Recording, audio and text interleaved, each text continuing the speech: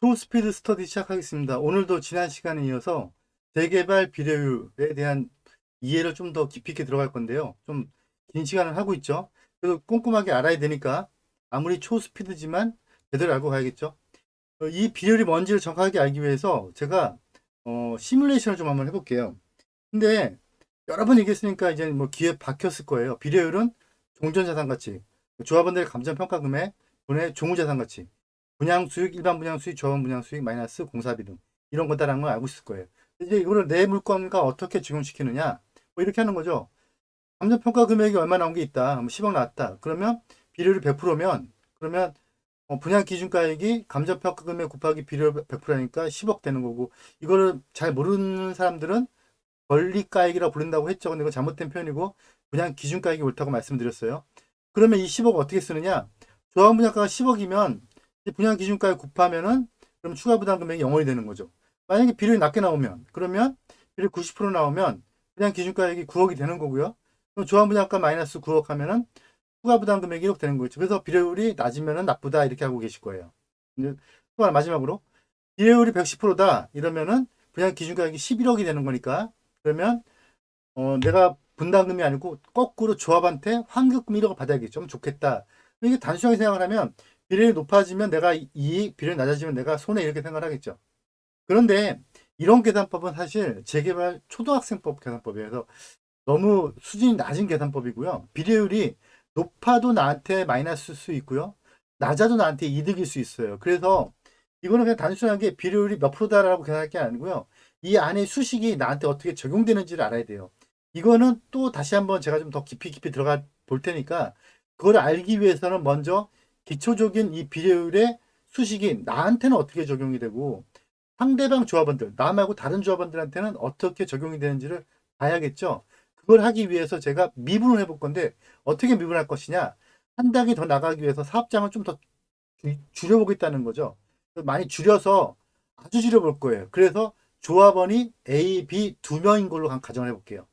조합원 A, B 두 명이면 재개발할 필요도 없어요. 그냥 둘이 악수하고 집 지면 돼요. 그런데 이거를 재개발이라고 가정을 한번 해보는 거예요. 이해를 하기 위해서 이 둘의 이해관계가 어떻게 바뀌는지를 보기 위해서요. 그러면 4개층을 짓는 거예요. 4개층은 빌라죠, 뭐 그죠? 아파트는 5개층 이상이니까 아파트라고 한번 쳐보자고요.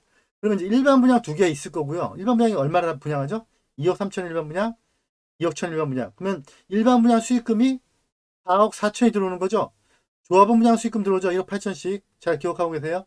조합원 분양가는 1억 8천, 일반 분양가는 2억 3천, 2억 천에서 2억 4억 4천이 들어오는 거예요. 조합원은 한 사람당 1억 8천씩의 분양가를 내야 돼요. 그러면 이 전부 다가 이게 분양 수익, 종훈자산 가치가 된다 했죠. 이렇게 만들어지기까지의 공사비, 철거비, 감리비, 설계비 몇 년이 들겠죠. 이제 이게 비용이 되는 거고요. 그럼 비용을 들여서 8억이라고 하는 나중에 생산적인 가치가 만들어졌는데 이게 단순하게 비용 대비로 놓고 본다면 좀 발전을 했지만 그게 아니고 땅값 계산이 안 했다 그랬죠. 땅값을 계산하는 게 이게 감정평가. 감정평가를 했더니 A는 1억, B는 2억 나왔어요. 그럼 이제 3억이 되는 거죠. 그러면 이게 3억이 종전자산가치 평가. 그래서 계산이 종전분의 종후 마이너스 비용 하면 100% 나오는 거죠. 제가 100% 일부러 맞춘 거죠. 그럼 이거 어떻게 쓰느냐? 이렇게 쓰는 거예요. 100%가 나왔잖아요. 100%가 나오면 조합은 A가 감정평가 나온 거 1억. 이 감정평가 금액이 권리가액이에요. 거기다가 비례를 곱하면 그대로 1억 되는 거죠. 그럼 아까 제가 뭐라 했죠? 조합 분양가가 1억 8천.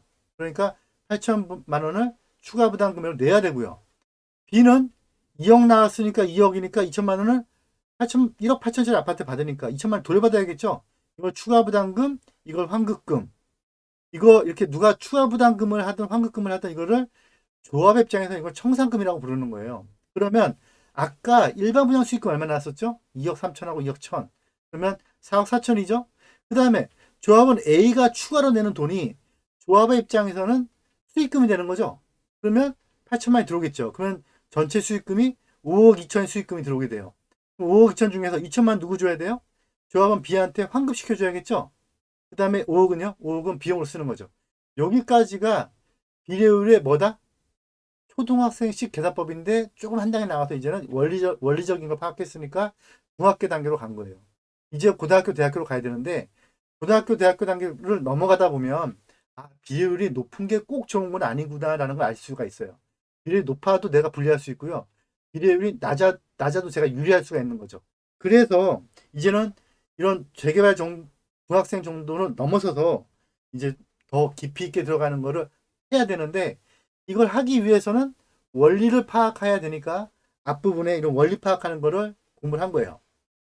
결국은 이게 관리처분 내역서인 거죠. 관리처분, 물론 이제 지금 2명밖에 없으니까 계산식이 간단하지만, 이게 다 관리처분 내역서에 몇백 명이 됐든 몇천 명이 됐든 간에 이 계산식이 기본이 돼서 들어가게 돼 있는 건데, 근데 이 계산식이 숫자를 조금씩 바꿔보면 유리하고 불리하고가 달라진다는 거죠.